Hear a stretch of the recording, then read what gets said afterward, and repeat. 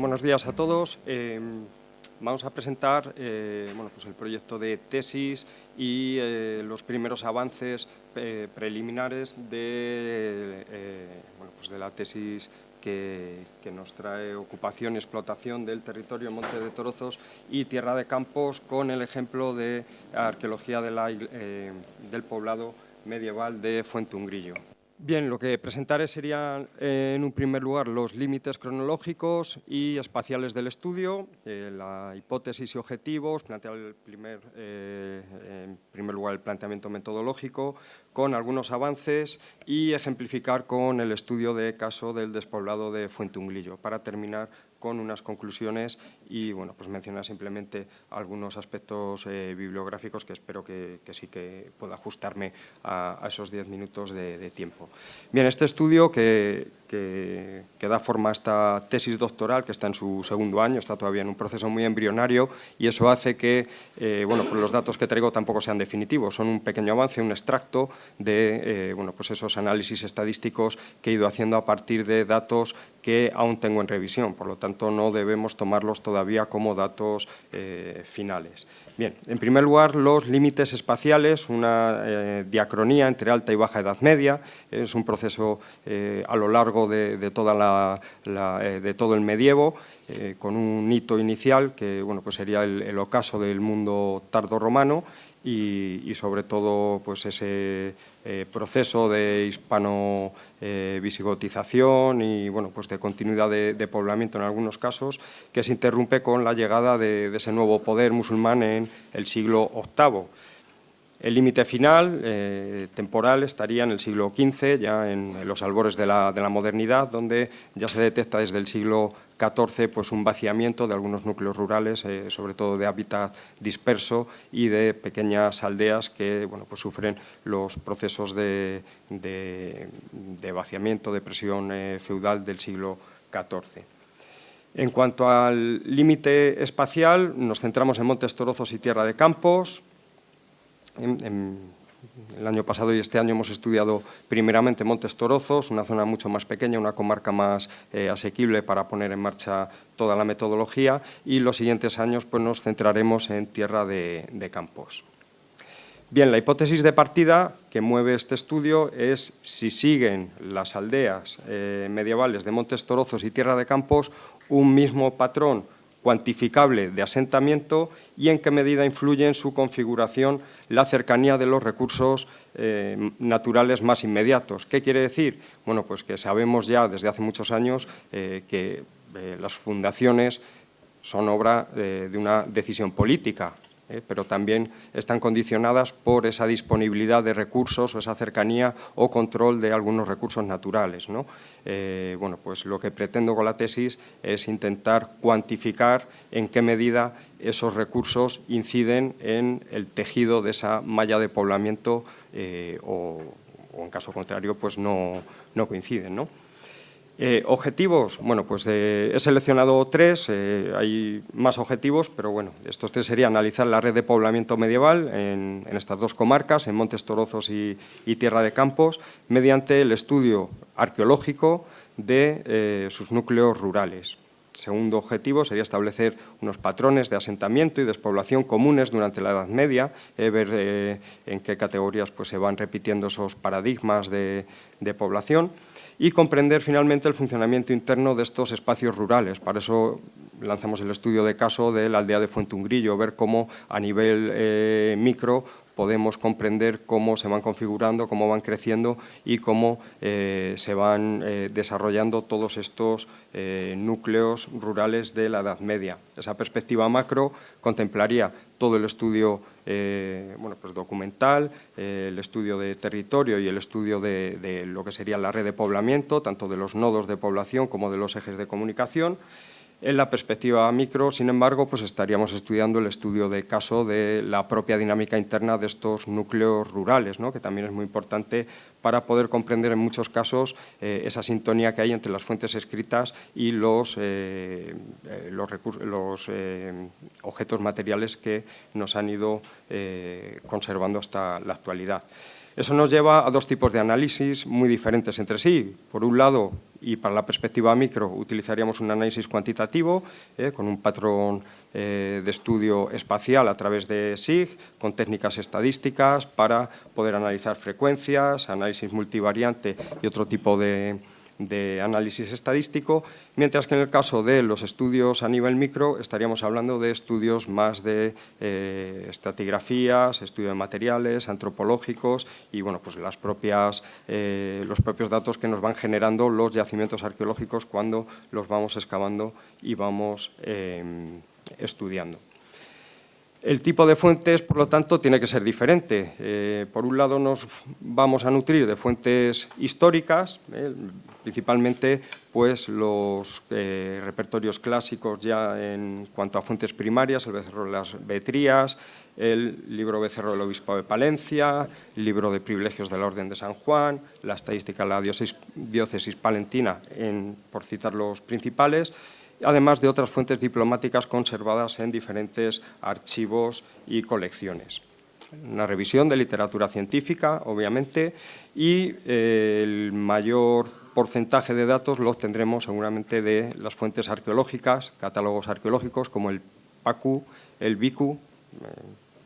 Los que no estéis familiarizados, el PACU es el Catálogo de Yacimientos Arqueológicos de Castilla y León, que está vigente actualmente, y el BICU es el Catálogo de Bienes de Interés Cultural, que engloba pues, en ocasiones algunos yacimientos, pero en otras ocasiones simplemente pues, el propio bien de interés cultural. También daríamos cabida a catálogos derivados del desarrollo de la normativa urbanística municipal, donde se han ido incorporando yacimientos arqueológicos durante los últimos años y las memorias depositadas en los servicios territoriales de cultura. Otra parte sería la toma de datos directa en campo para contrastar algunas de estas informaciones y la información obtenida en excavación. Finalmente, los datos también que obtengamos del estudio toponímico y de análisis metrológico y estadístico. Actualmente, bueno, pues esta es una pequeña muestra del trabajo que venimos realizando con bueno, pues las diferentes aportaciones desde distintas fuentes primarias y secundarias. No me voy a detener mucho porque tenemos premura de tiempo y algunos avances con el filtrado de estos primeros datos preliminares, ¿no? Como vemos bueno, pues una serie de ocupaciones preferidas o coincidentes en el mundo visigodo, en el mundo alto medieval, que bueno, pues, cambian totalmente en el periodo pleno medieval y a finales de la Baja Edad Media pues, ya van desapareciendo porque ya no se, bueno, pues no se necesita ocupaciones en altura, control visual del territorio, porque los poderes ya no son poderes tan locales, sino que son poderes más generales en la modernidad. Bueno, una pequeña estadística sobre distribución de yacimientos medievales en función del entorno, donde, dependiendo del periodo, pues vamos a ir... No me ha cogido el enlace. Bien, lo que vemos es una coincidencia sobre todo de ocupación de los valles de los Montes Torozos que se vienen a ocupar el valle del río Sequillo, del río Bajó, del Hornija y bueno, Pisuerga queda como una zona tangencial porque no es objeto del estudio, por lo tanto la hemos dejado un poco al margen de este estudio. Como vemos, bueno, pues hay preferencias por algunos emplazamientos en altura, especialmente en algunas épocas que veremos después. Y lo que hemos ido detectando son algunos patrones comunes de todos estos yacimientos. En la primera fase, en el periodo más alto medieval, pues asentamientos rurales dispersos, sí que hay una continuidad o percibimos esa continuidad de poblamiento todavía coincidente con el mundo tardorromano de la tardoantigüedad. Se prefieren zonas bajas, zonas todavía vinculadas en algunos casos a las villas romanas, que son reconocibles también en prospección, no solo por los restos materiales que se detectan en superficie, sino también por manchones y bueno, pues algunos indicios fundamentales, ¿no? Muestran continuidad con ese mundo tardorromano.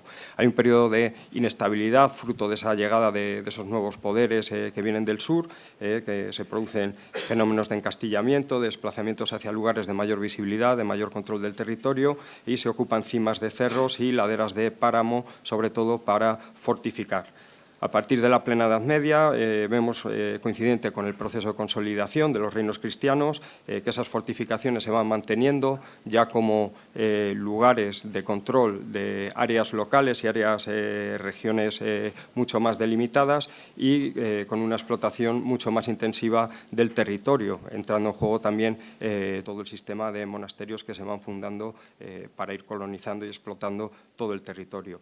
Hay una continuidad que sí que se va viendo hasta la Baja Edad Media de estos sistemas defensivos y a finales de la Baja Edad Media pues se consolidan los principales nodos, las grandes villas y los ejes de comunicación frente a los pequeños núcleos aislados donde se va detectando fenómenos de vaciamiento, como por ejemplo el caso de la aldea de Fuentungrillo.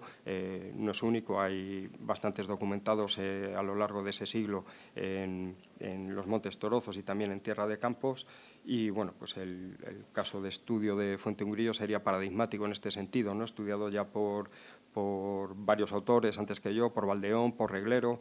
Bueno, pues es un paradigma de cómo estos núcleos se fundan, tienen un par de siglos, 3, 4 siglos de desarrollo y al final terminan por diluirse, por desplazarse. En el caso de Fuentungrillo tenemos la ventaja, además de conservar los pleitos del siglo XV, donde nos indican incluso hacia qué pueblos parten los últimos moradores de la aldea, lo cual hace que tengamos una radiografía perfecta de cómo fueron los últimos momentos de estos poblados, incluso mucho más que de su fundación, de la que conocemos prácticamente muy poco. Y los datos de las últimas excavaciones realizadas hace 4 años, pues sí que nos han aportado algunas cronologías mucho más anteriores de lo que se venía estableciendo, ¿no? Un poco, bueno, pues viendo esa evolución de la que veníamos hablando, ¿no? A un nivel, bueno, pues de estudio más de detalle, sí que vemos una zona fundacional, ¿no? Estas almendras que son muy típicas de periodos prenomedievales y que luego se van extendiendo para rebasar el caserío original. En el caso de abajo es Villalba de los Alcores, viene a coincidir con el caso de arriba, que es la aldea de Fuentungrillo. Bien, pues lo dejamos aquí. Simplemente marcar unas conclusiones, ¿no? Hay una necesidad de homogeneizar todas las fuentes de datos. Sí que hemos detectado que, por ejemplo, en el sistema PACU los datos bueno, pues en ocasiones no son exactos, hay que hacer un filtrado previo, hay que revisarlos, hay que estar un poco encima de ellos para evitar bueno, pues falsas estadísticas, ¿no? Y tener los datos de calidad. Un enfoque teórico que parte del reconocimiento de los paisajes medievales como resultados de estos procesos históricos, ¿no? Cómo interviene la acción del hombre sobre el paisaje y el papel determinante de la nobleza local y de estos nodos, castillos, monasterios en la estructuración y explotación de recursos, sobre todo esa búsqueda incansable del control del territorio y de la explotación de los recursos naturales. ¿Vale? En cuanto al avance de resultados, bueno, pues el mundo hispano-visigodo, que no muestra grandes cambios con respecto al mundo romano, como digo, son todavía datos muy preliminares que tengo que ir revisando aún, y existe una mayor dispersión del poblamiento en la Alta Edad Media. Se basa, bueno, pues sobre todo en unidades autosuficientes, en pequeños núcleos, pequeñas granjas o pequeñas explotaciones familiares que intentan autoabastecerse en un contexto muy desarticulado, con un territorio muy desarticulado y fruto de poderes que todavía no se han consolidado, ¿no? De esos reinos peninsulares cristianos que todavía están en formación y están en un proceso expansivo. Durante la plena Edad Media, además, se consolida la expansión de esa red de villas, de ciudades que van creando esos nodos fundamentales de poblamiento y que, como ya he dicho, pues a finales del siglo XIV ya se va detectando ese vaciamiento, que además lo refrendan las fuentes escritas y que es un periodo que en la mayor parte de los casos será irreversible y en aquellos que no ha sido irreversible, pues han llegado hasta nosotros, ¿no? Y podríamos hablar de bueno, pues, las localidades del Alfoz de Valladolid, por ejemplo, que tienen su origen en muchos casos en estas fundaciones medievales. Bien, pues hasta aquí, muchas gracias.